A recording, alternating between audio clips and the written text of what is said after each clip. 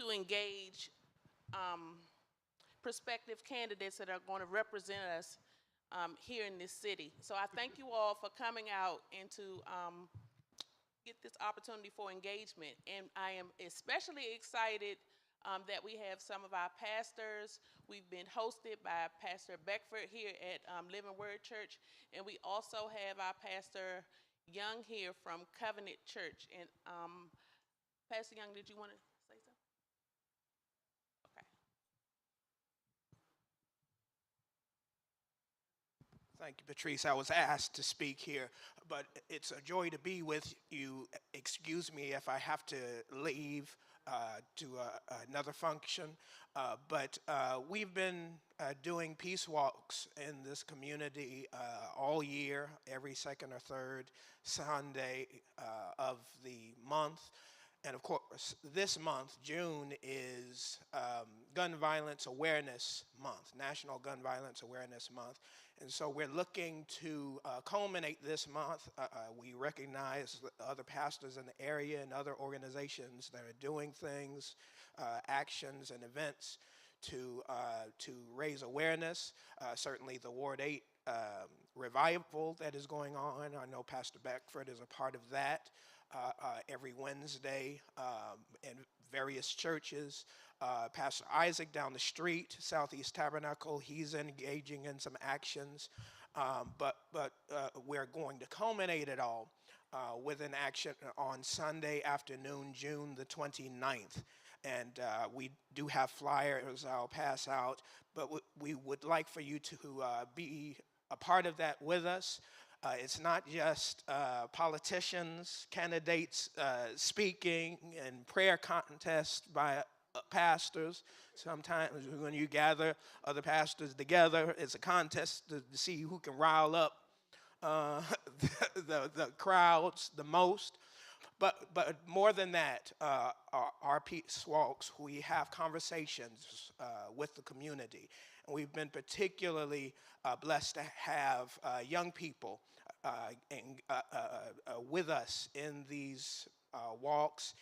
And the things that they have to say have really enlightened us.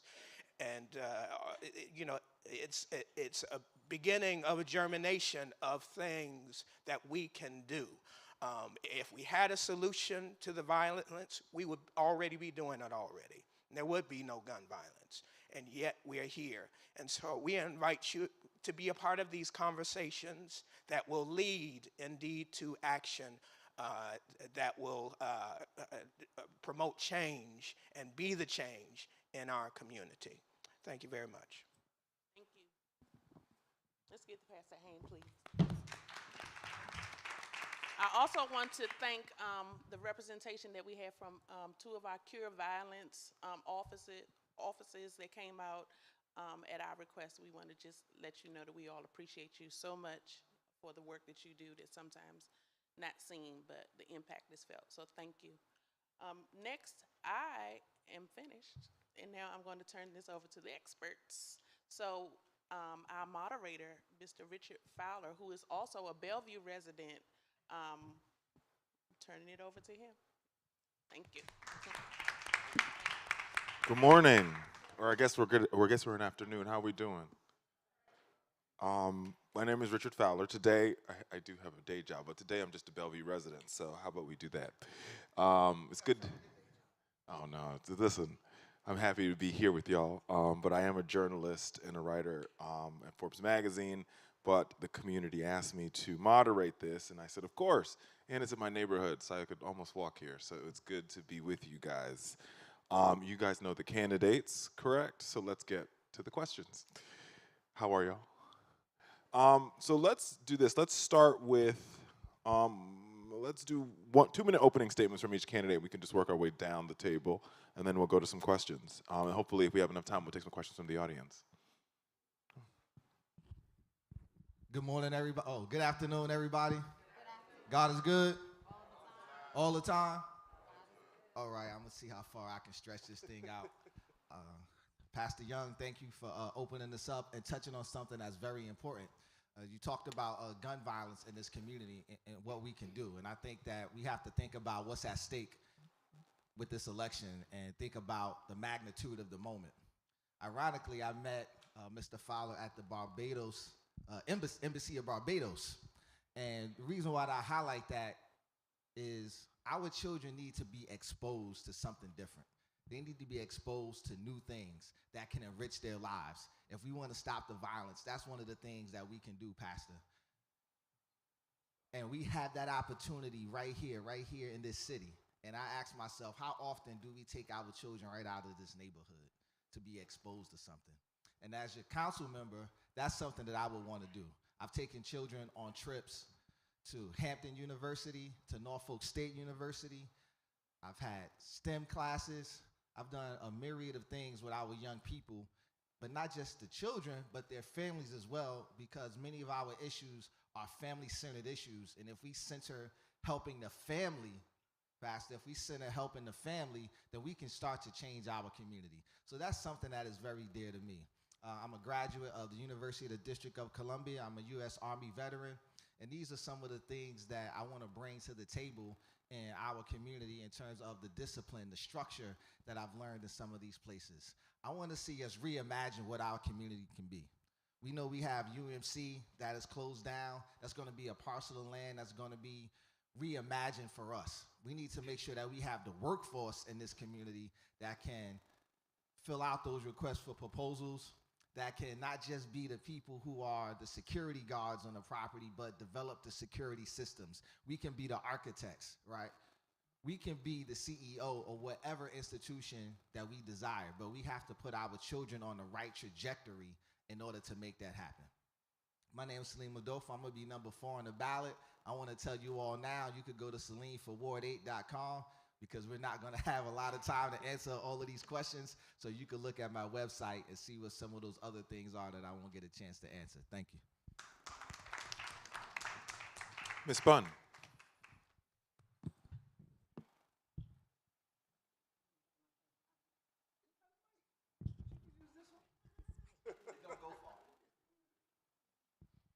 Good afternoon. Good afternoon, family. It is wonderful to be in this wonderful house of the Lord. Thank you to the pastor for hosting us today. Thank you, Pastor Young, for those words about the peace walk. And I'm encouraging each and every one of us to participate in that peace walk. It shows our community that we care. It shows our children that we care. I am Sheila Bunn. I am number 3 on your ballot. I'm a daughter of Ward 8. I was born and raised right here in Ward 8. I grew up in Congress Heights in the Bunn Building on MLK Avenue is where I spent the first half of my life, and since 1980, I've been a resident of Bellevue. I'm in this race because Ward 8 is my home, and I have a deep care and love and want to step up and make sure that our community, that our ward has the resources that we need to thrive and to survive. First and foremost, when we talk about our children, we have to look at education. I'm a single mother of a 15-year-old daughter. I have a nephew who is on the spectrum with autism. I want to make sure, one, that when our children graduate from high school, that they're either stepping into college or a career that they can build a life on. College is not necessarily for every child, but making sure that when they come out through a trade of some kind, that that child is able to feed themselves, provide for their families, and have a sustainable career. My father was a master barber by trade, an entrepreneur, and he supported his family on that trade. Making sure that our small businesses right here in our community can remain competitive and expand, making sure that they have the resources that they need to continue to hire from within this community and to continue to circulate the economic wealth that we so desire.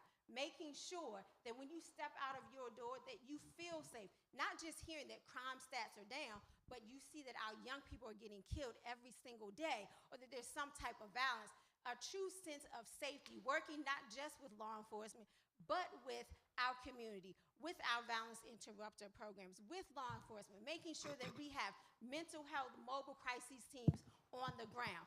And finally, I just want to say that after 30 years of working on your behalf on Capitol Hill, bringing you DC Tag, where our students go to college with up to $10,000, and also working on the St. Elizabeth East redevelopment, I stand ready on day 1 to deliver results for you. Thank Sheila you. Bunn, number 3 on your ballot. Thank you.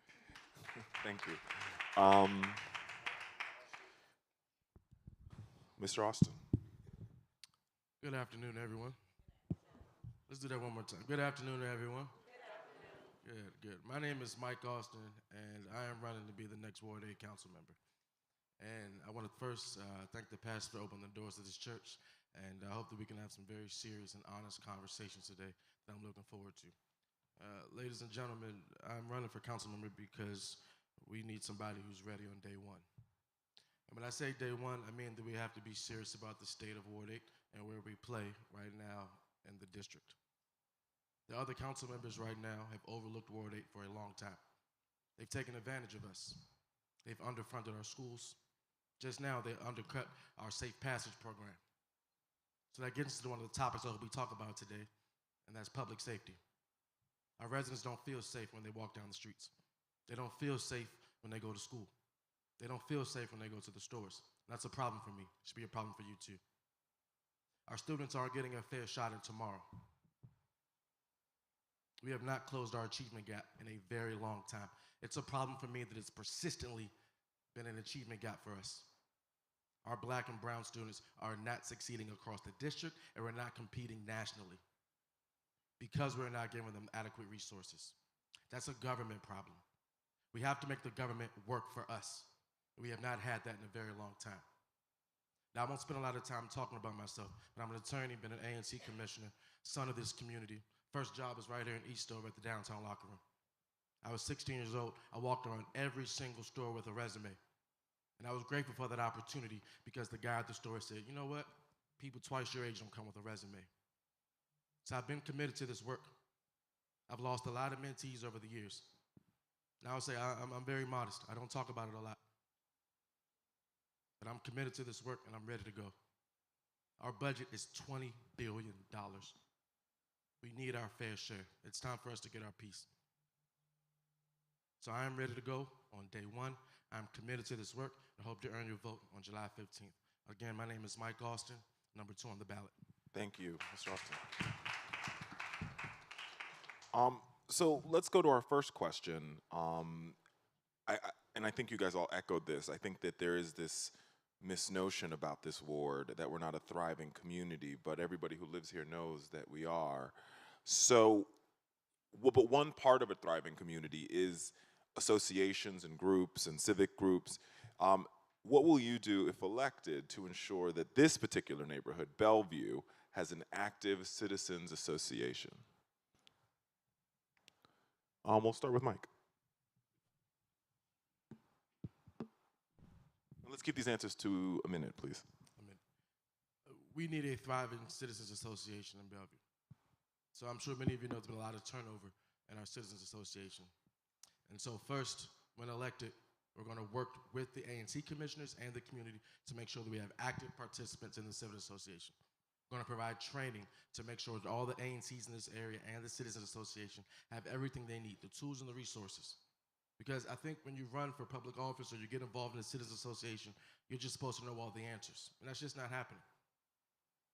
You don't know, maybe not the Robert's Rules of Order, you don't know all the government agencies or how to connect the people to the right resources. And so first, I'll make sure that we're providing active training for all of the residents that participate in the A&C and the citizens associations.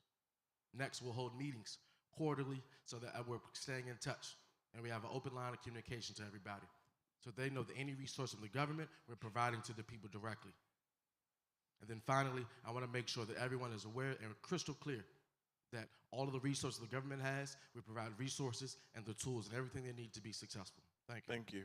Ms. Bunn.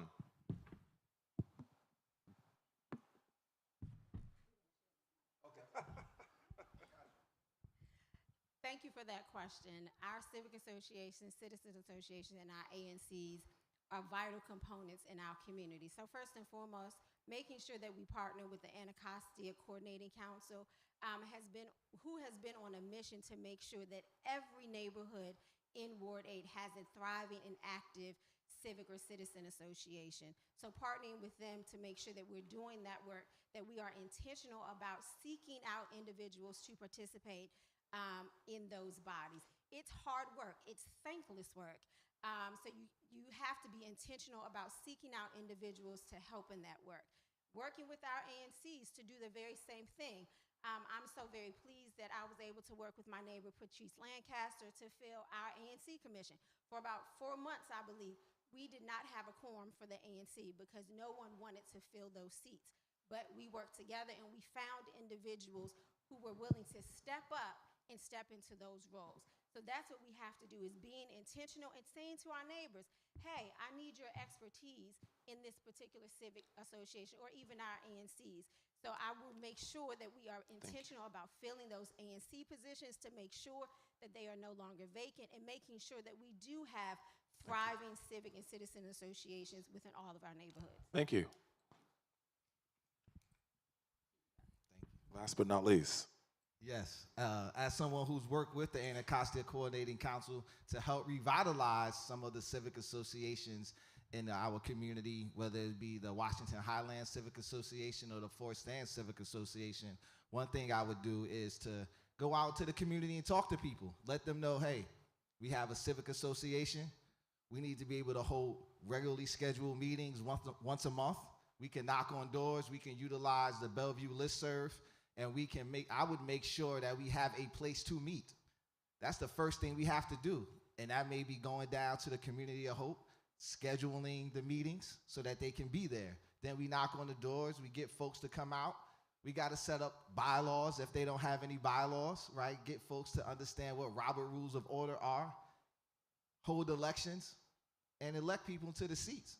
And then help them set the agenda for the community, get them engaged and involved. It's not about just saying, hey, this is what I would do. The practicalness of establishing an organization is important. And then we help them understand the need to also have younger people be a part of the process. Because many of the people that come out to our meetings are our seniors, and our elders are great, but they're for council, and our young people are for war, right? So we got to bring both of those communities together and help them get the structure that they need. And then we invite Cure the Streets to be a part of the meeting. Right? We invite Thank you. What'd you say? Thank you. Oh, you cut me off? I sure am. We have a lot of questions to get to today. So let's keep this show moving. I heard a lot of y'all bring up UMC and this, what will be a redevelopment. So since we're at Saturday, and let's dream together for a little bit. Huh? Oh yeah, let's dream together. What should go there? And how will it benefit the residents of the Bellevue neighborhood? And let's start with Ms. Bunn.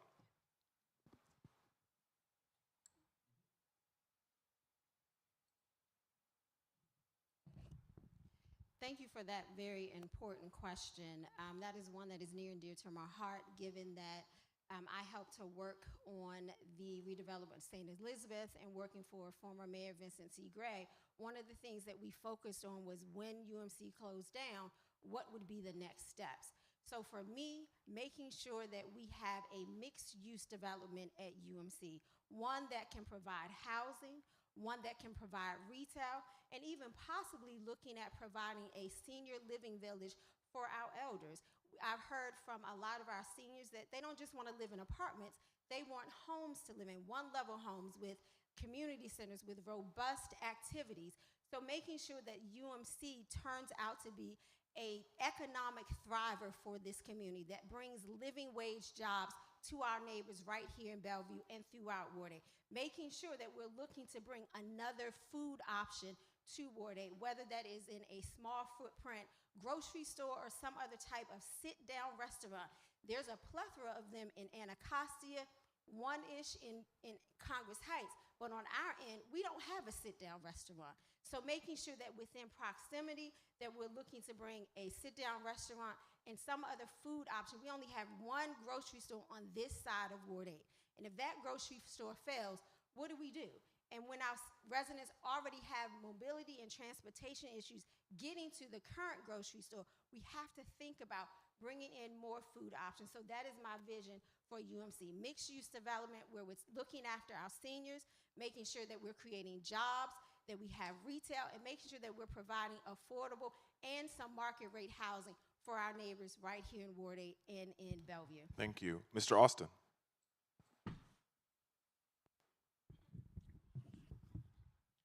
So for those of you who don't know, I just left UMC. I worked there for the last 8 years or so and closed down the hospital.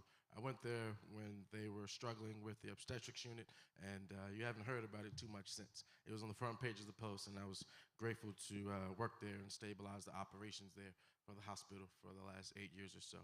So moving forward, we need to bring some mixed-use development. And I agree, we need amenities and we need retail on this side of Ward 8. And so to get there, I think we need to establish a business improvement district for Bellevue. And so we have that in other parts of the ward. We have a Congress Heights bid, we have an Anacostia bid, we need a Bellevue bid. And so when we have that bid, then we can attract the amenities that are inclusive of the community, but also attract new development that is responsibly done. When we do that responsibly, we make sure that we're bringing in some amenities like maybe a grocery store or maybe some other retail options. A sit-down restaurant would be fantastic. And so that's something I would definitely push for. But the plan first would be to establish a business improvement district. And I'll just close with this, that I also think we do need some more mental health resources on this side. And so our people are struggling with drug addiction and other illnesses. And so I would like to also have some kind of mental health treatment center to go with the mixed-use development. Thank you. Mr. Adolfo. Yes, sir.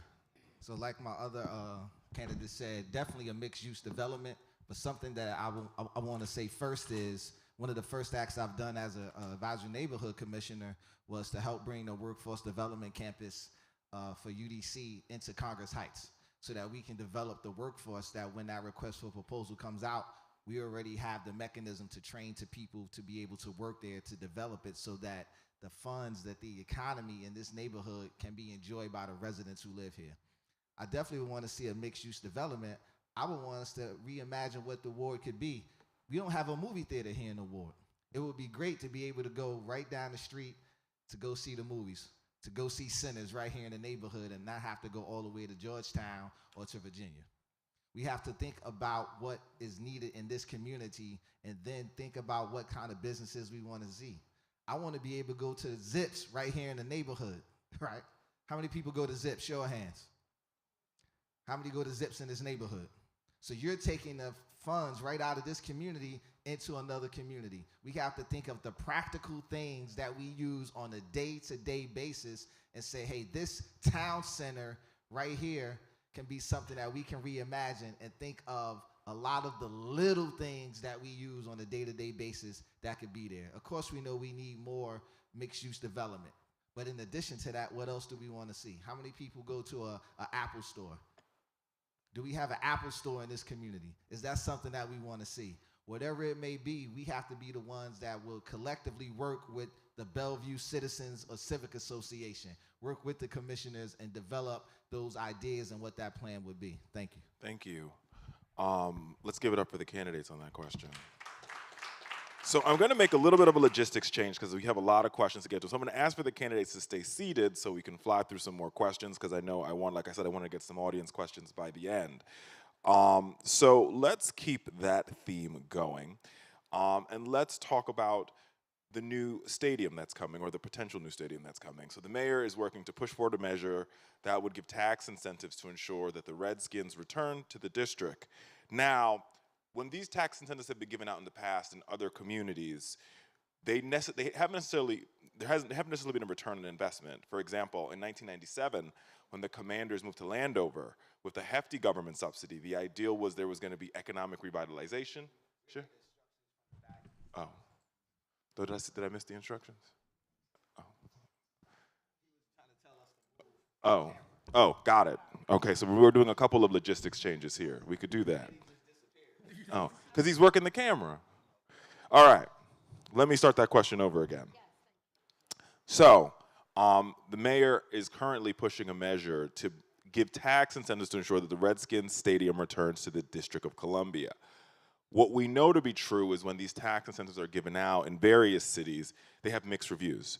When the Redskins moved to Landover in 1997, there was a hefty tax incentive by the mayor and the legislature, and the ideal was there was going to be economic revitalization.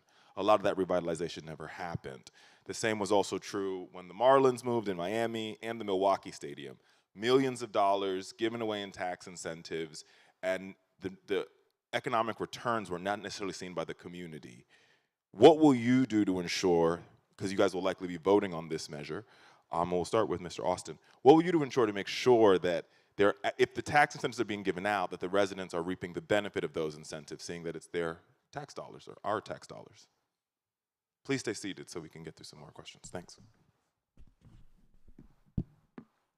So I agree. Too often, major development projects like stadiums do not have the effect that I think that politicians hope they would have. For those who are, into economics heavily, it'll have a net effect, and so the community may often stay the same. I think to make sure that we're doing this one appropriately, we first need to make sure that we are putting serious project labor agreements in place and making sure that we're revitalizing the surrounding areas around that area. So make sure that at the RFK site that we're putting strong agreements in place to ensure that it does have the economic benefit that we're seeking. Ultimately, we have to fight and study with the economists in the area to see the real revitalization. But I will say, to opposite the question, we have seen positive growth as a result of major developments. And so if you look at Navy Yard, for example, where you have the Nat Stadium, that area, for many of you like me, it didn't look like that 30 years ago. And so it does have a positive growth aspect. And so I would also add that one final caveat. To make sure that we're not mass displacing our people, I would put a anti-displacement prevention bill in place. That would ensure that if a Navy Yard type development does come, that we're protecting our residents from being mass displaced and keeping them so that those who have been through the worst of times can enjoy the best of times in the community. Thank you. Ms. Bunn. Thank you for that question. Making sure that that development benefits not just Ward 7, but also Ward 8 and the city is definitely a priority.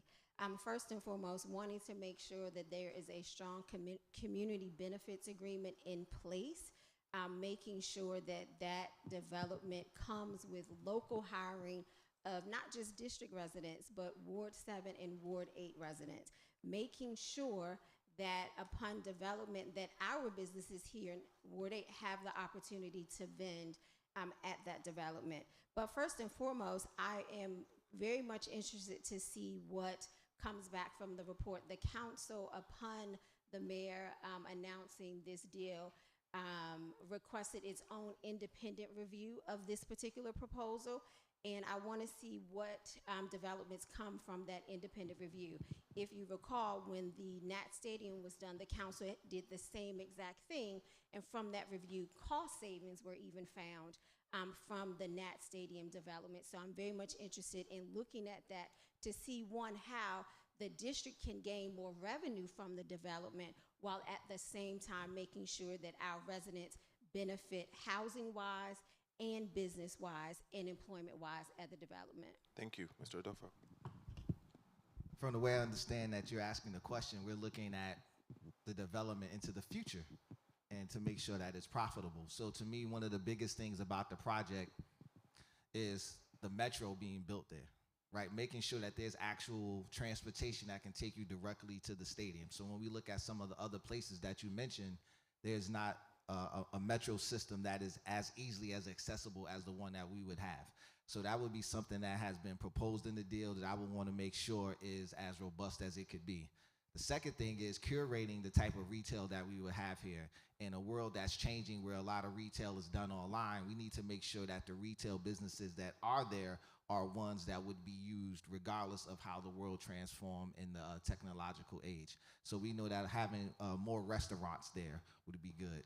I've talked to some barbers that could potentially open up a barbershop in the space, right? So we have to think about what type of businesses we want to see there. We know that folks just aren't shopping for shoes and clothes in brick and mortar spaces anymore. So that's something that I think is a very important part of that project, so that when we look at this 10 to 15 years down the road, what type of businesses would still be there. So we have to work with the deputy mayor for planning and economic development to make sure that we think specifically about the types of businesses we want to have in the space.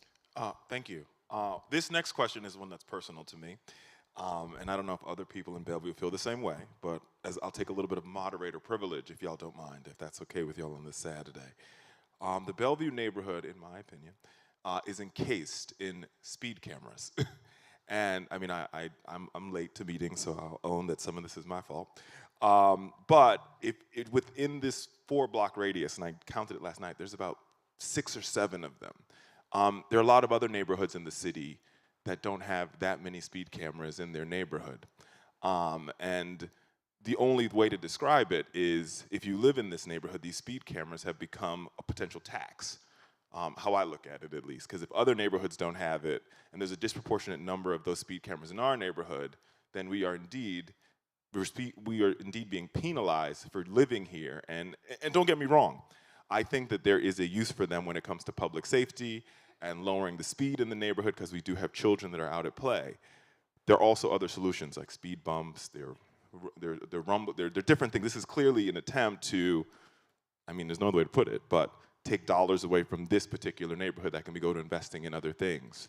If elected, what would you do to deal with this issue? And like I said, it could just be me, but I don't think it's just me. Mr. Adolfo. Well, I would want to make sure that we do the traffic safety investigation/inputs that's necessary to see what traffic calming measures we can have in the community. Knowing that we have elementary schools right here, we have daycares, we have seniors, we need to make sure that they can get to and from bus stops safely, as well as to and from school safely. And so we just have to look at the data and see, and we need to look at the number of car accidents, the number of fatalities, and look at the infrastructure of the land to see what other measures can be put in place. If we have streets that are on hills, it becomes more difficult to put speed bumps in. So then we have to look at what other opportunities are there for us, whether it's rumble strips or more other infrastructure such as extended sidewalks to close down some of the driving lanes to make it more safe. Thank you. Before we go to this one, I want to add to this question. Like I told you, this is a personal one for me. We also know that because other states, specifically Maryland, they're not necessarily enforcing the ticket reciprocity with the District of Columbia in certain cases. So the residents, we're stuck with these tickets, and other people who likely are committing these violations don't have to pay these tickets. So Ms. Bunn, what will you do to address this issue? So starting first with the first part of your question, yes, several of those cameras have popped up within the last 4 to 6 months in our neighborhood. Correct. But first and foremost, I want to have a meeting and conversation with the director of DDOT, one, to get a handle on all of the transportation projects that are planned in our neighborhood, and to have a discussion around those sore spot ones that we've heard about. I'm asking the question around, for the deployment of these new speed cameras, what's the data behind them? Let us see if there was traffic fatalities or whatever the case that caused those traffic cameras to be put there. And if that was not the case, then requesting removal and looking at other areas in how we can make our roads safer for our children, for our bikers, for our walkers.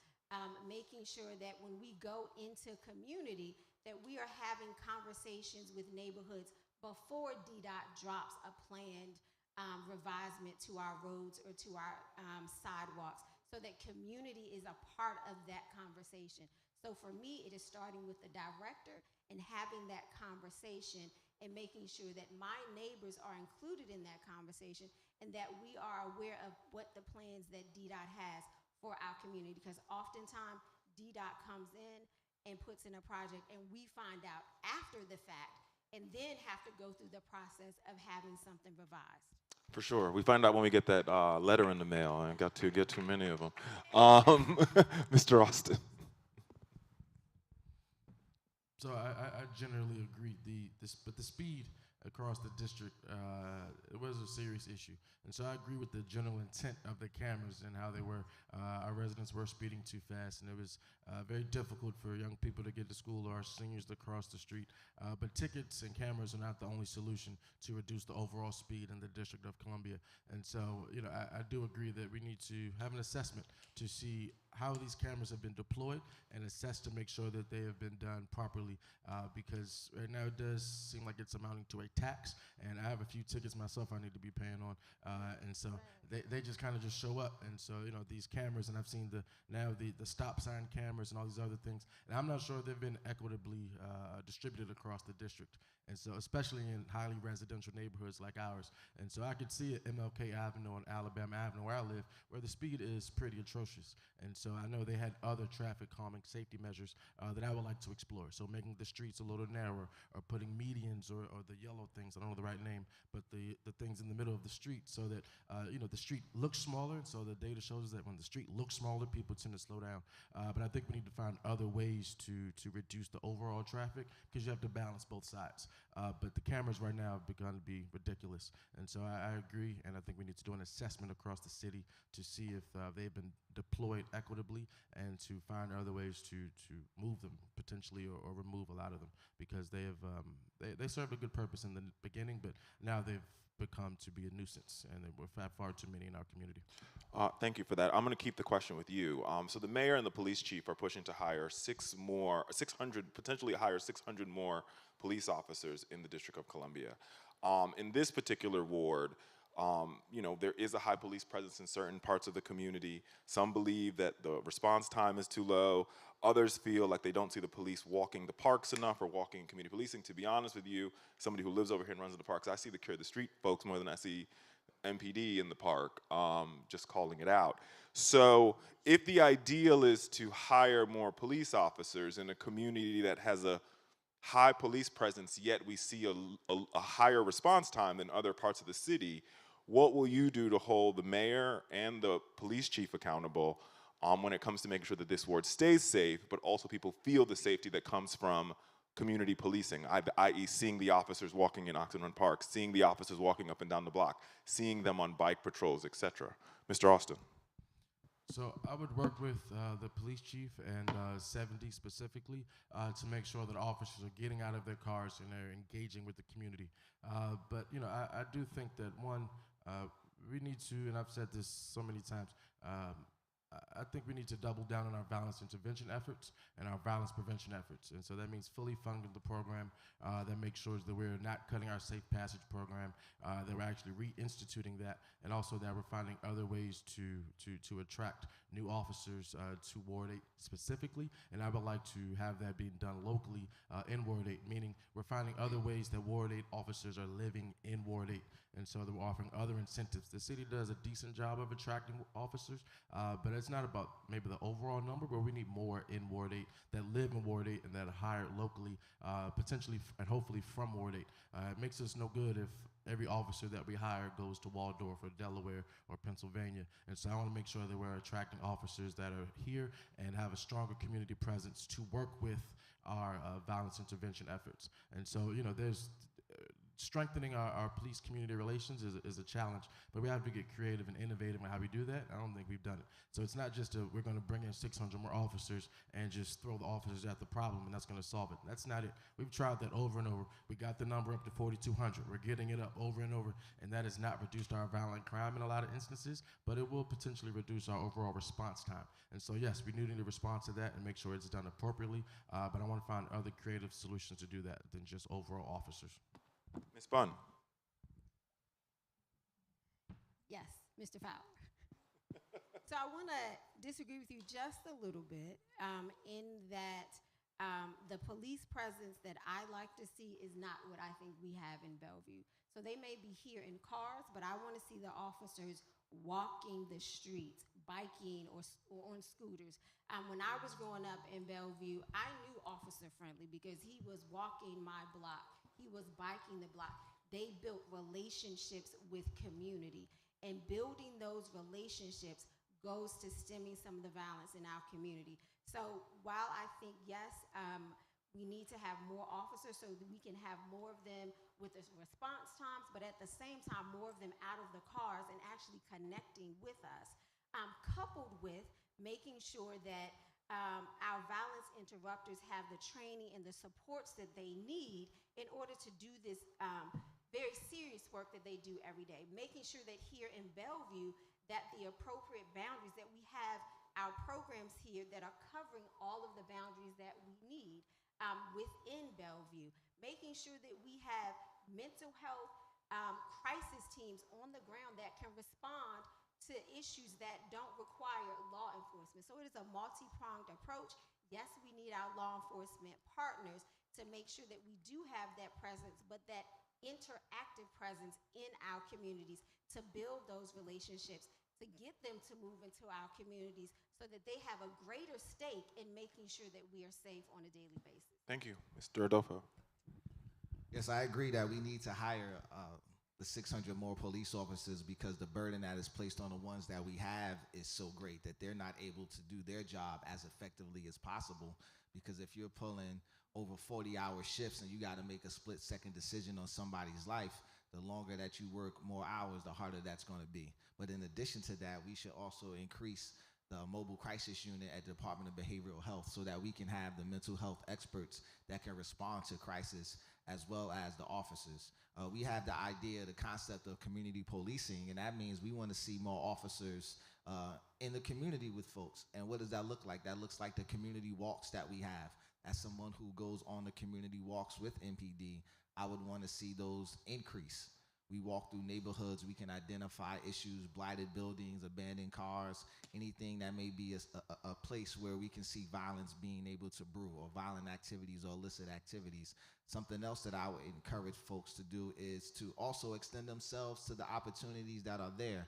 We have the Citizens Advisory Council, the CAC, that meets once a month.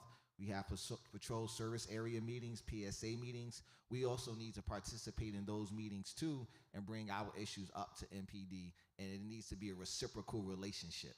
But we need to make sure that this is the plan that we all work together to do, and this would be, going back to your very first question, something that we would discuss in our civic associations, something that I know that CURE already has some kind of relationship with MPD, but we need to all be in concert. The responsibility for public safety should not, cannot, and under my leadership will not be solely a police department issue or behavioral health issue. It'll be a community issue that we all do collectively. So let's stay on public safety, and you'll be the person to answer this question.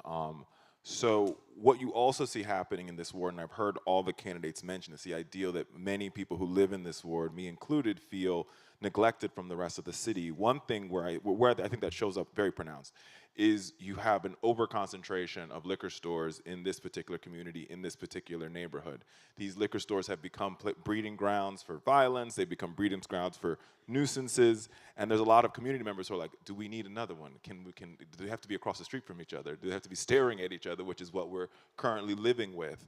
What would you do? And there's been, and I'll be fair and say that there has been a lot of work done at the council to sort of, whether it's opposing the renewal of liquor licenses, but what would you do specifically to ensure that we don't see an overproliferation of liquor stores in exchange for grocery stores or Apple stores or movie theaters, but just not liquor stores? Well, one of the first things I think we can do is have a moratorium on Class B licenses. So Class B are ones that do beer and wine. They don't do they're not a full service liquor store with spirits. So having a moratorium on Class B licenses is something that we can do. The second thing is to adjust the zoning. Many of the rules and the laws that we have right now are racist zoning laws that were put into play decades ago to tell you what can be in your neighborhood and what couldn't be in your neighborhood. And so the way that plagues us here is that we've not had as much development. So other wards have been developed. So those issues actually don't even come up because any developable space, any space that could have been developed has been developed. So that leaves us a void here. The other part of that is to get us smaller markets, smaller grocery stores in the neighborhood. One of the reasons why some of the places that do exist is because they sell bread, they sell milk, they sell eggs and cheese and things that we need to have some of those staple items, but the things that keep them afloat is the beer and wine. So if we can get some more markets in these places, then we won't need to have those other kinds of liquor stores. So in addition to that, I think it is very important that we are working with our advisory neighborhood commissions who have great weight when it comes to establishments coming before asking for a renewal of their liquor license or to even get a liquor license. And some of our ANCs are better than others in staying on top of that and making sure that community is made aware of when those instances arise. So making sure that as your council member that I'm working with the ANC so that we are aware of when those instances come before the ANC and whatever the community perspective is, yay or nay on that particular establishment. But also making sure that we have more Ward 8 residents that sit on APCA, which is the Alcohol, Beverage, and Cannabis Advisory Board. Making sure that we have representation there because that's where the approval happens. So we want to make sure that Ward 8, that Bellevue specifically, is represented on that particular board. And I think that is one way that we can get a better handle of how many liquor establishments we have in our community.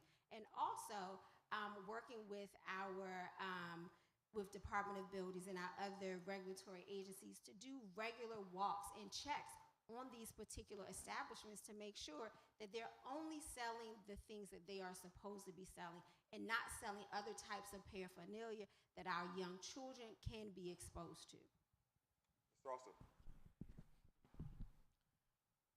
I may take a different approach on this answer, but I am tired of all of the liquor stores and being a nuisance to our community. They have allowed open-air drug markets. They don't serve a real community need, and we are oversaturated with liquor stores that are not good community partners.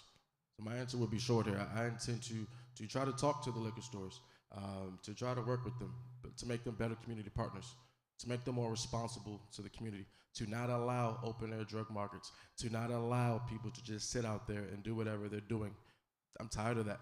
So I'm going to sit down and talk to them. If that doesn't work, then I intend to work on legislation to start a tax or a fine or a penalty. The only way we can probably get to a real solution is to hit them in their pockets. If they're not being better community partners, they continue to allow open-air drug markets, they continue to allow to disrespect our community in the ways they have, let's hit them in their pockets. That's always the best way and the fastest solution. That will be the best way to move forward. And then we can continue to do all the regulatory stuff and, sit down and protest their licenses when they're renewed, all that good stuff. But let's hit them in their pockets, do a penalty. Continue to be an open-air nuisance will not continue anymore. Thank you for that question, or that answer, rather. Ward 8 is a thriving, welcoming community despite the fact that we don't, let me use this mic to make sure that the folks who are watching on live stream can hear me. Despite the fact that we lack adequate grocery stores or we lack robust restaurant options, part of this ideal of creating community safety and ensuring that we have a welcoming and thriving community is also ensuring that this ward gets the investments that it needs to be a thriving and welcoming community. We talked earlier about what we saw happen at National Stadium, as once a stadium when other things went to make it a thriving community. I'll start with you, Mr. Austin. What will you do to ensure that Ward 8 gets the adequate or the equitable amount of investments in the city for the amount of money that we contribute to the tax base? Ward 8 or Bellevue? I'm sorry. Both. So I'll just start with Bellevue specifically. I think for those who just came in, so I want to push for Bellevue to have a business improvement district.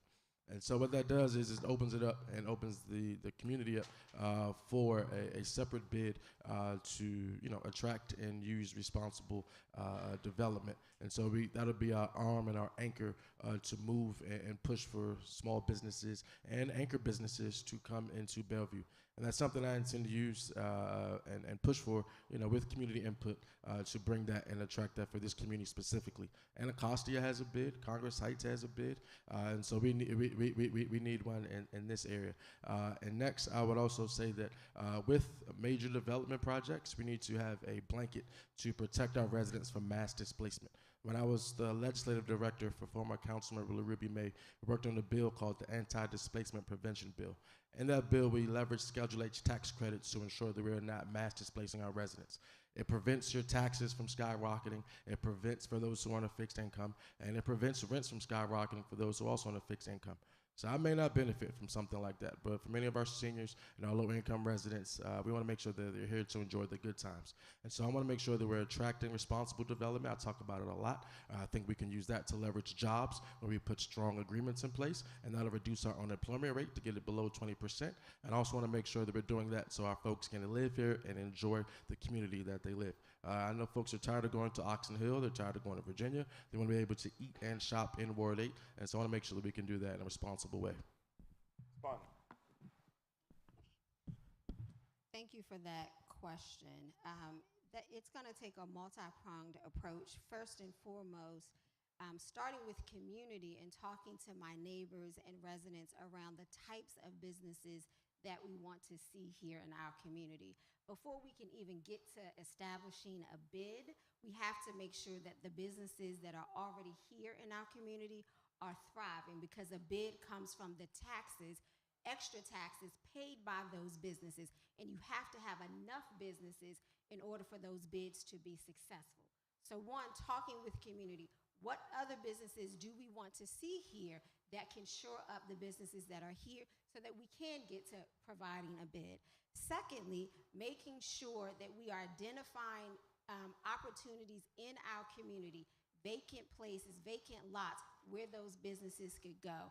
And then working closely with the Deputy Mayor for Planning and Economic Development around what property tax abatements or what tax incentives we can use to attract those businesses that we want in our community. Whether it is through the Vibrant Grant that is currently open, whether it is through the Food Access Grant or the Neighborhood Prosperity Fund, using those mechanisms that the district has to be intentional about attracting a FedEx, Kinko's, or UPS or Zips into our community, and working through the budget process, working with my other council colleagues to bring money toward aid, to say we need this type of development in our community and funding those projects, and working with the mayor so that before the budget comes to the council, it's already baked into her budget that these investments are being made into our community. Because oftentimes, if it's baked in from the beginning, it is easier for them to be implemented on the council level. So making sure that I'm working with the mayor and the deputy mayor for planning and economic development to ensure those investments for not just Bellevue, but all of Ward 8. First, I want to encourage everybody to go to my website, CelineForWard8.com, and look at what I have under issues, and you can see more what I have for business and economic development. One of the most important things that I think that we have to do is to get our residents involved in discussing the budget long before budget season starts, right? So one of the things I've done as a commissioner is pull other commissioners, residents, nonprofits. I work with UPO, and we've been having meetings around the budget and things we want to see in the budget since October. And so that gets us into a space to where we can get those things requested long before the budget ever comes out.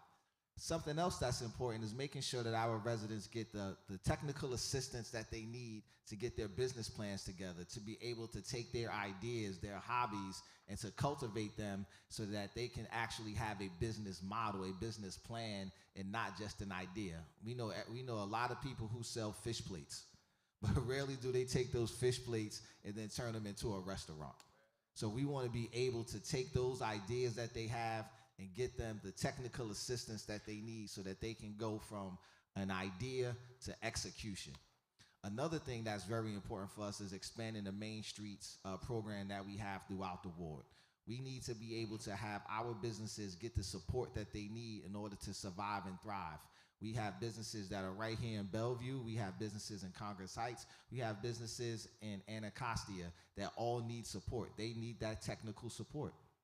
And we also have to make sure that the neighborhood is safe. We can't have businesses that want to open up or that are established here not be able to be safe. We've seen cars crash into businesses. We've seen gunshots fired at businesses. Some of the businesses in the Congress Heights Main Streets are part of the Safe Passage program, but yet we don't even know what that looks like. Are they supposed to run into the business?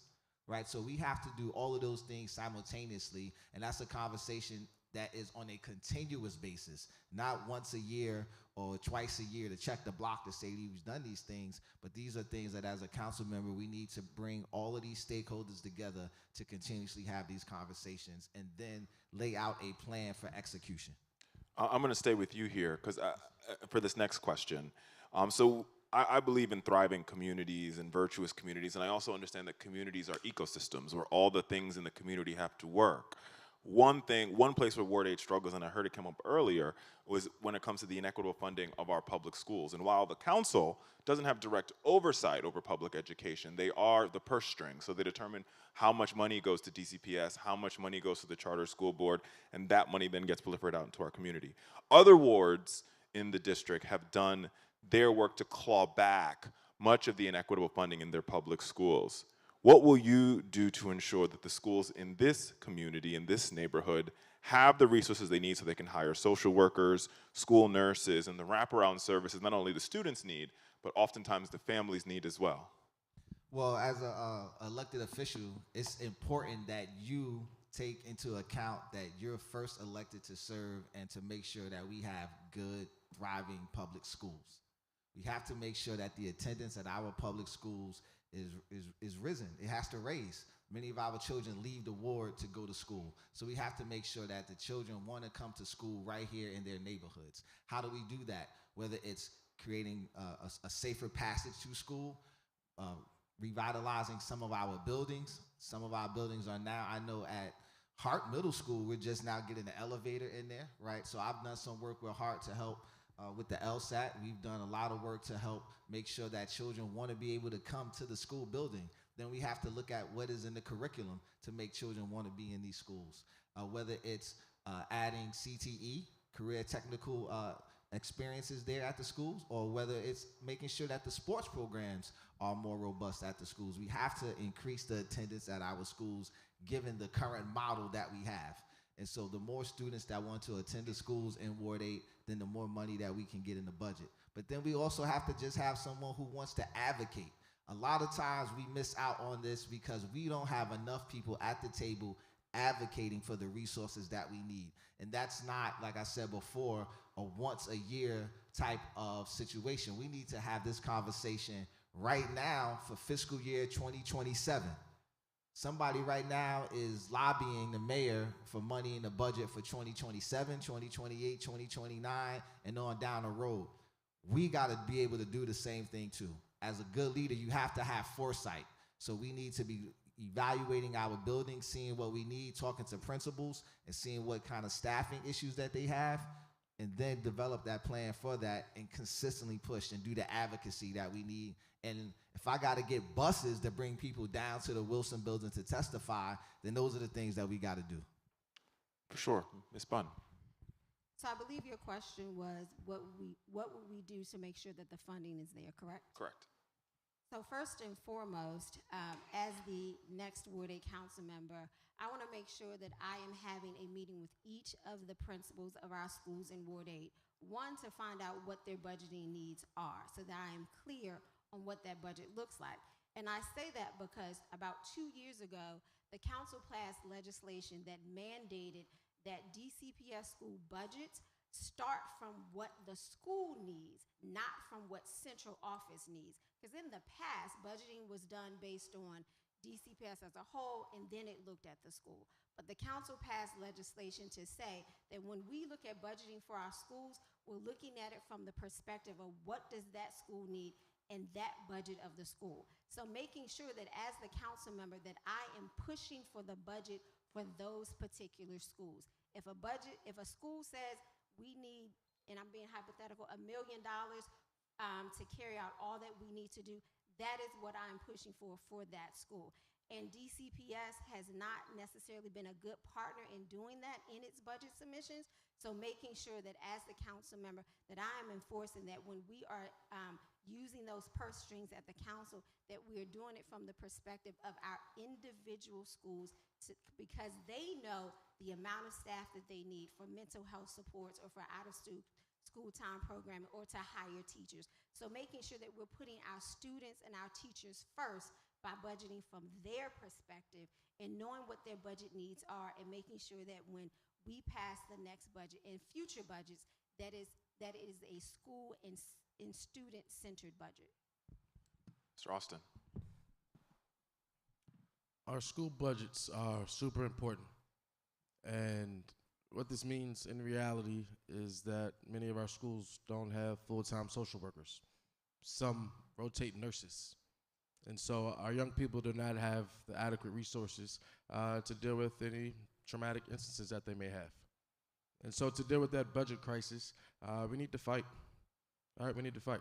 And when I say fight, I mean, I've watched in the past, I think it was last year, council member for Ward 4, Janice Lewis-George, they tried to pull some money from her budget, and she was able to get it restored. We haven't done that. We haven't done that in the past. We've lost money on many occasions for many of our schools. And so it's going to be a fight to negotiate and leverage the other council members and those relationships, but also just to fight, to make sure that we're giving them a real chance at tomorrow. And so to do that, we're going to make sure that we have strong relationships with other council members, but also that we are talking to all of the other principals, and with something we'll do in the first 90 days to make sure that we're figuring out what budgets they need. And we're prepared for the future and out years so that we're giving our budget in advance, and it's not something we're reactive to. And I think we've been reactive and allowed the money to be pulled from our budgets kind of during the budget season, and we weren't prepared for it. We didn't have any other fund to pull from or anything to really fight and leverage with the other council members. And finally, I want to make sure that we're giving our students a real chance. So that means diversifying our course offerings, to make sure that they want to go to school, to make sure that they're excited to go to school. And so they may be bringing back our workforce programs to the schools, so that when they graduate, they already have their pre-apprenticeship program, that they understand the importance of a job when they get out of school, that we're diversifying those options so they're prepared seriously. And also something, and I know this wasn't asked, but I want to bring back IB and AB to most of our schools. And so for those students who want to push for college education, I want to make sure they have a diverse options to do that. And so I think we go 2 tracks. We bring back workforce, and so they can become electricians, carpenters, automotive, or even get into the IT space, but also to make sure if they want to go to college and they're serious about that, that we're bringing back IB for them. For sure. This next question, I'll start with Ms. Bunn, and I'm going to get in the weeds just a little bit if y'all don't mind. Amen. Since we're in church. So DOES data suggests that there is a disproportionate unemployment rate in this ward versus other wards in the city.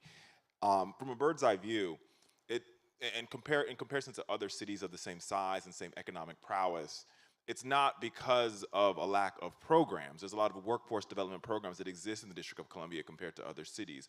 But there seems to be a disconnect between the programs being implemented at many of these district offices and how they're impacting or getting to residents specifically who are in need of these programs, who are in need of job training, et cetera. So how will you utilize your role as a council member and utilize your office to sort of solve the disconnect? Not necessarily proposing new programs, but getting the folks who are in need of the programs to the programs that already exist in the district. Ms. Bunn. Great question. First and foremost, as the next council member, making sure that the DC's Apprenticeship Advisory Council and its Youth Advisory Council is fully staffed in terms of membership. Right now, those 2 particular boards that have governance and oversight over our apprenticeship programs, they barely have quorum. So making sure that we're getting Ward 8 residents to be on those 2 particular boards, especially young people, because that is how we connect our community in terms of participation and knowledge about the numerous apprenticeship programs that we have. Also making sure that we are looking at UDC as a connector to our attendees of our apprenticeship programs. 9 times out of 10 in other places, when individuals graduate from an apprenticeship program, there is an MOU with a college or university that says that I can take that apprenticeship program information that I've learned and translate it into an associate's degree. UDC doesn't have that. So I would want to legislate that we form that type of connection. So one, that we are connecting our residents who have got this wonderful training into a college degree through UDC. Also making sure that I am having community conversations and bringing all of this information and programming to the community. You are correct. It is a lack of information oftentimes that we don't know about the resources that are even here in our community or provided by our government. So making sure that we're having town halls and information sessions, bringing those resources to the community in forums like this to say, we want to have a conversation around workforce investment, working with the Workforce Investment Council, bringing that information to the community. So being very intentional about connecting my residents with that information and working on pipelines to get our residents into those apprenticeship programs that eventually lead to living wage jobs for our community. Mr. Austin. Years ago, I served as the legislative director to the Deputy Mayor for Economic Opportunity. And there we had oversight of the Department of Employment Services. And one of the issues was we had high risk designation from the Department of Labor. And one of the findings that led to that high risk designation was that we were not connecting our people to the right opportunities. So to your question, yes, I agree. We have a lot of workforce programs, but the two don't meet. They don't connect to the residents. And so to get that, we need to expand the outreach teams for a lot of our programs. I serve on the board for adult workforce program here in the city, in Ward 8 actually, and that's a challenge that we have. Our residents, we try to reach out, and some get the credential, some stack credentials. So they may have 4 or 5 certifications, but they are not gainfully employed in that field. So that does not lead to us actually receiving those federal workforce dollars. So we have to make sure that we're creating new opportunities for them, but also that we have the real opportunities for them to go to. For many of them, they just have the credential. They may just be an electrician. They completed the pre-apprenticeship program, but they're not gainfully employed as an electrician. And so to do that, as we talked about earlier, we have to get back to that responsible development platform to make sure that we have the opportunities that connect the residents to them. Because we don't have that. Too often we are not putting our people, once they get the training, they do not have a place to be gainfully employed. So something I'm going to make sure that I'm doing and working with our development partners, working with the city, and making sure that we have strong set-aside programs for our Ward 8 residents so that we have real jobs for them to go to, because we have not done that for a very long time. Sure, I'm happy to repeat the question. So DOES data suggests that there is a higher disproportionate unemployment rate here in Ward 8 versus other wards, but it's not due to a lack of programs. There's a lot of programs that exist. How will you utilize your office to ensure that we get the right folks connected to these programs? Not the idea of creating new programs, but getting folks currently enrolled in programs that already exist so they can benefit from them.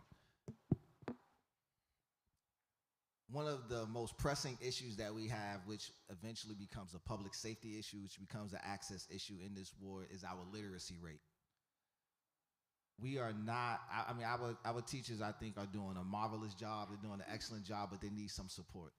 One of the reasons we are not getting access to some of the programs that are in abundance is because our literacy rate is not where it needs to be. Many people can't access the programs because even when presented to them, they don't know what they are. They struggle to read some of these things. Having worked at the University of District of Columbia's Workforce Development Program, you have to take a test in order to take classes. And we have to oftentimes send folks over to Academy of Hope so that they can take some classes just so that they can get to a level where they can learn how to read and access these resources. And so I would utilize my office to make sure that we're supporting more adult literacy programs. In addition to that, doing all I can to strengthen some of the literacy programs that we have within our school systems. And so that when our folks do become of age and they're trying to access these resources, that they can actually access them. And then we also have to have the culturally competent and people who are sensitive to some of our folks who do have literacy issues to help them navigate through the process. It does us no good for somebody to come to the office and they may not understand what they're looking at, and then we make fun of them when they leave, right? Or they're just a piece of paper sitting on a desk. We have to take our time and work and walk through some of these things, and if it means holding somebody's hand through, then that's just what we have to do. But we have to deal with the literacy issue in this ward. Thank you for that question. So the next question, I think we can all acknowledge that the rent is too high, no matter where you live, but in this ward specifically, the rent is high.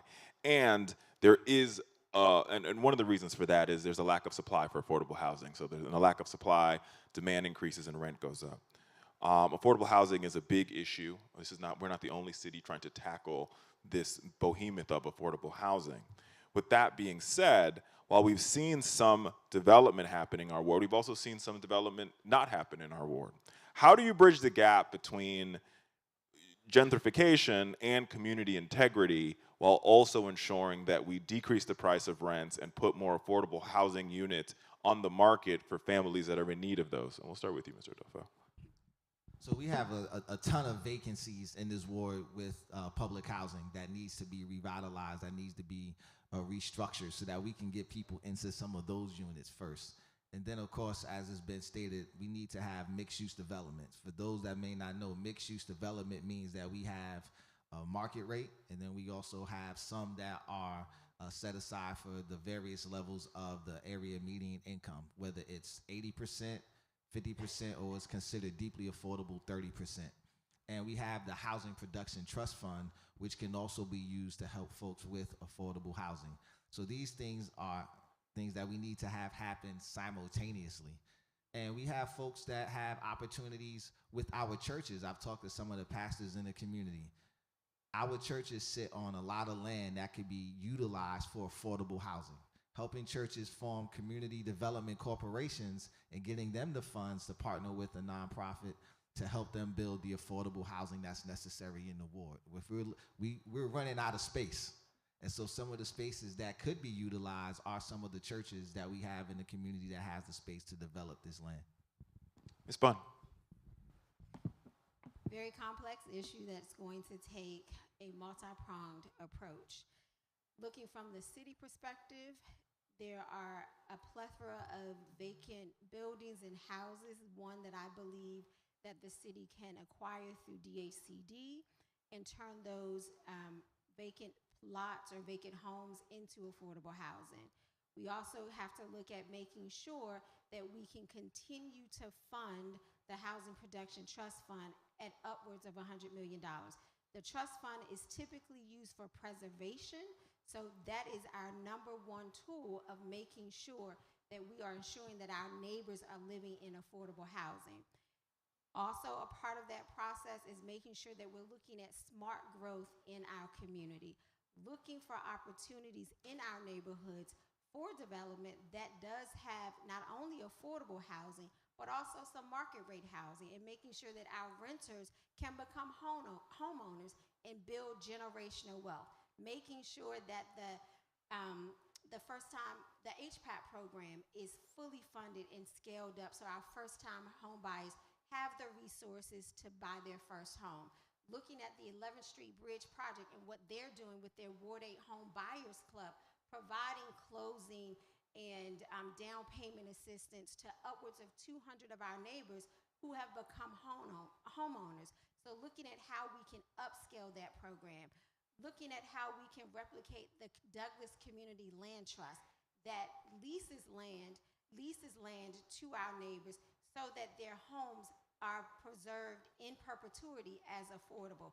So it's a number of things that we have to throw at the system in order to make sure, one, that we are making sure our neighbors are living in safe and affordable housing, that we are creating home ownership opportunities for our neighbors, as well as creating the housing that will bring in the economic wealth that we want to see in our neighborhood so that we can attract other businesses. And at the same time, making sure that we're putting things in place, particularly for our seniors, that will help them stay here, like property tax rebates, so that if your property taxes if the development in the area goes up, that your property taxes don't go up. That is the number one thing that causes our seniors and some of our long-term residents to move out of our neighborhoods because of skyrocketing property taxes. So looking at ways that we can put caps on property taxes so that we don't lose our long-time residents in our neighborhoods. Thank you. Mr. Austin. A lot of our residents feel the crunch of the affordability crisis that we have here in the district. And many spend upwards of 50 to 60% of their monthly income on their rent, and because it's so expensive here. So we have to get creative and use the power of the council office and the power of the pen to establish creative solutions. And so I do think we should be open to responsible development, which includes mixed-use projects that will have affordability components to it, so that we're keeping affordable properties within our major projects here in the ward. And one thing I've talked about earlier that I do want to establish and make that law is the anti-displacement prevention bill that I worked on when I worked for Ruby May as a legislative director. And so again, what that does is it prevents the taxes for certain residents of a lower income from those from skyrocketing using Schedule H. And so Schedule H already exists in the law. We just established it around census tracts. And so using the census tracts, we can make it surround projects or surround the ward. And so that you can recoup the increase in any taxes and offset that at the end of the year when you file your taxes. And you can do that also with your rents as well. So for those who rent, we can make sure that we're offsetting the increase in their rents using Schedule H and their taxes every year. And that's something I really want to push. It's a policy. And so what it'll do, in effect, is keep our residents from feeling an extreme hike, an extreme skyrocket in their rents and their taxes as we attract responsible development. And I also think we should explore other options too, like the land trust. I think land trusts create a potential option for us to move and establish in other parts of the world, because we do have space, and we have to also explore density options to see that we can increase the density for some of these projects, to have more units available, because we have to really move quickly to keep our residents here, and so that they're not pushed out to surrounding jurisdictions. Then finally, we have a ton of vacant and blighted properties that I want to explore. And so we have to make sure that we are leveraging all the resources that the government has, because when we do that, we can use those as other viable options to make sure that our residents have a place to stay and live. Thanks for that answer. I want to turn the page a little bit to have a little bit of a national focus with a couple of moments that we have left. The Trump administration and House and Senate Republicans have put a lot of pressure on the district to enact many of their viewpoints in policy, including holding on to $1.1 billion of this year's fiscal budget in an attempt to, I guess, make themselves feel like they're more almighty than the District of Columbia. Obviously, the solution, is statehood, where we control our own budget and we control the ability to move our own tax dollars. In this particular moment, we could also acknowledge that the votes in the Congress are not there for statehood.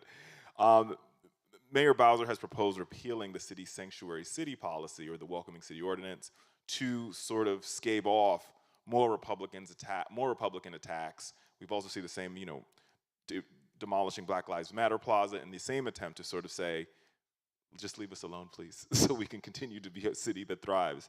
One, do you agree with the mayor's decision, or the mayor's proposal to repeal the sanctuary city law? And two, being that you will be one of the faces of the city to the Congress, what would you do to help alleviate what has been undue pressure on the District of Columbia in this moment by Republicans in the House and Senate and the Trump administration? We'll start with Mr. Austin.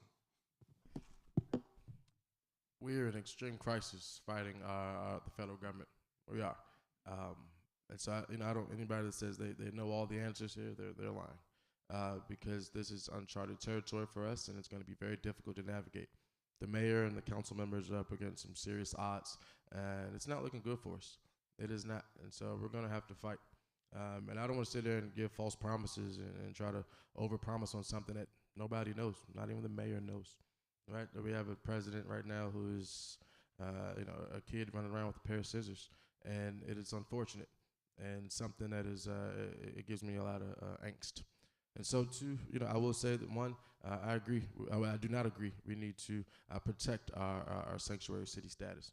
I think we've allowed, and we've moved the needle, and we tore up Black Lives Matter, and we've allowed certain things to go on, but we have to protect our sanctuary city status to protect our residents. And what that means it will mean a few things, but it was something we would have to fight and work against. But I do think we have to draw a line in the sand somewhere, because we still have 4 years really to go against this, and something we have to deal with. So I think we need to fight back starting now. I think the $1 billion budget cut was catastrophic and something the mayor had to navigate. And unfortunately, we may have to continue to fight back and find other solutions. And that means, working through, our federal government arm of the D.C. government, right? We have a, relations branch there to try to mend that relationship and have some serious conversations. I don't think the, Congress people, I don't think they understood the impact, that these were local dollars and how they impacted us. And so we have to make sure they understand what they're doing. I mean, we have to remember, these folks live in other states. They're just here for work. Right, so to make sure they understand the impact that they're having locally when they're making these rash decisions and treating D.C. like a toy. And so we have to make sure they understand the real impact there, and make sure that they are not just making these rash decisions on their own. But to answer the question, I think we need to, one, draw a line in the sand, absolutely, to protect our sanctuary city status, and to try to establish a plan. I won't say that I'll, go rogue and speak for the city. No, I'll work with the other council colleagues, and I'll work with the mayor to stand together in unity and continue to talk and hold meetings with our federal partners to make sure that we're protecting them. Ms. Bunn. To answer the question, I do not agree. But even more important than that, Ward 8, D.C., to say that we are in perilous times is an understatement. We have a president in a Congress that does not care about us, does not care about our autonomy, and are making decisions and are slowly picking away at DC's home rule. If we say we're gonna give up being a sanctuary city, that's another piece of the puzzle that's chipping away.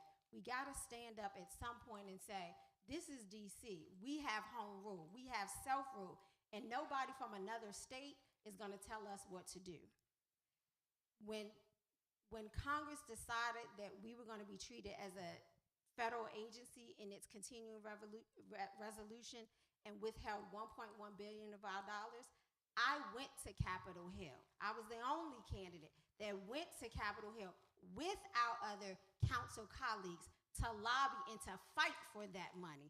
That's what I will continue to do on behalf of my community. Because it's not just about Ward 8. This is about our city. We got to think long term. We got 3.5 years to go of this type of treatment. So we got to stand up and fight and make sure that we're fighting for Ward 8 and for this city and pushing back against these congressional attacks against us, because they're going to keep on coming. In addition to that $1.1 billion that's being held hostage and the firing of upwards of 40,000 federal government workers that is affecting our economy right here in the district, causing us over the next 4 years to lose another $1 billion, we got to stand up and fight, people. We got to think long-term strategy about making sure that we are pushing back on Congress and on a president that wants to make sure that we don't succeed. Because also coming down the pike, possible cuts, further cuts to Medicaid. Who is that going to affect? Us right here in Ward 8. And Medicaid is not just a poor people's issue. It's an all of us issue, and it's going to affect us.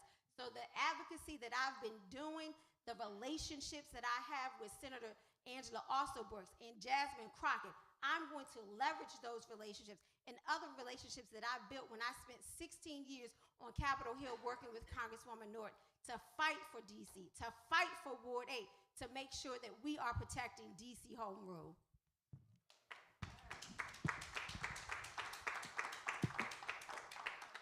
So I do not agree with the mayor's position. However, I can be honest and tell you I understand. She's in a very peculiar situation, and we got to be able to navigate how do we continue to deliver resources to the residents of the District of Columbia. So it's easy to say I disagree, but then it's another thing to be in that position where you got to make a decision to know what's the battle you want to fight. I do think that we do have to push back, and we have to fight, and we have to look at what's happening to us. Right here in Bellevue, we're going to have hundreds of young people at the end of this month who are not going to have a place to go, who are part of Job Corps, which is right down the street. What is going to happen to them? And so that's the thing that we have to think about. We have to look at the agencies that will be overseeing some of those on a federal level, and look at how do we leverage our relationships and work with other elected officials across the country. Unfortunately, because we're not a state, we have to develop those relationships with other leaders and other residents across the country. Having been someone who's been in the military, knowing how to work with Congress and push things forward as someone who's been enlisted is an experience that I have. Knowing how to lobby and to talk to people who live across the country to get them to push their elected leaders to make decisions on behalf of us is something that has to happen simultaneously. We have to look at the long game and the immediate game as well. And we just can't sit here and just say, hey, the mayor shouldn't do something. It's what are we also doing to help get that kind of support where we can be in lockstep.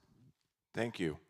Before we close, I want to get 1 minute closing statements from each candidate. I'm going to hold you to that 1 minute because we are a little bit over time. And we'll start with Mr. Austin. You're more than welcome to stand for this part of the program if you'd like.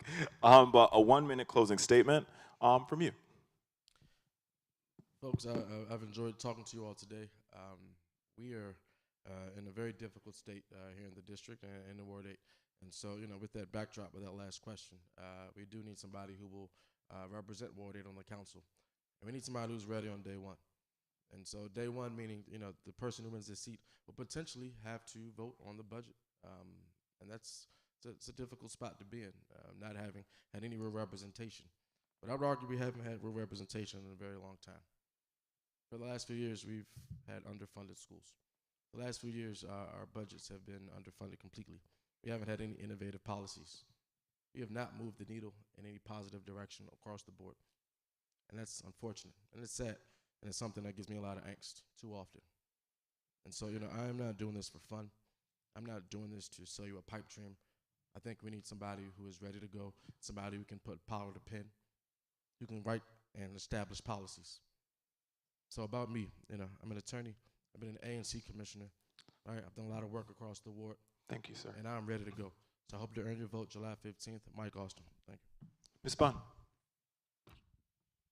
Thank you all for coming out today. Again, I am Sheila Bunn, number 3 on the ballot. I'm asking for your support and your vote to be your next Ward 8 council member. This is not just a campaign for me. This is about my home and my community, the community that made and raised me. I have a 15-year-old daughter that I am raising right here in Bellevue. And I want to do for her and other young people in this community what my father, the late James Bunn, did. I want to make sure that I am a voice for my neighbors, that I am bringing people to the table so that we can all benefit and prosper right here in our own community. I've spent 30 years working for Ward 8 and for this city on Capitol Hill, in district government, and most recently 8 years at the DC Council, delivering results right here. St. Elizabeth's. I'm also on the boards of Martha's Table and Far Southeast Family Strengthening Collaborative, raising thousands, hundreds of thousands of dollars to invest right here in our communities for our families and for our young people. I ask for your vote and your support on July 15th. Sheila Bunn, number 3 on your ballot. Thank you. Mr. Adolfo. Thank you, everybody, for coming out. My name is Salim Adolfo. I'm number 4 on your ballot. When I think about what's at stake, like I said earlier, the vibrancy, the safety, the forward motion of our community is at stake. I had a conversation with a couple of people in the room about what our ward needs. We need someone who's going to be able to provide oversight over agencies, somebody who can understand the budget, somebody who can give us legislation, but also somebody who can connect the dots. We need to be able to have somebody who can bring the different elements of our community together. Many of the things that we discussed that we need to see in this community, I'm someone who's already been working on those things so that when the day comes, we can continue to amplify that work of bringing the different elements of our community together, to already have a plan for the budget, to already have an idea of the legislation that we need. Somebody who can bring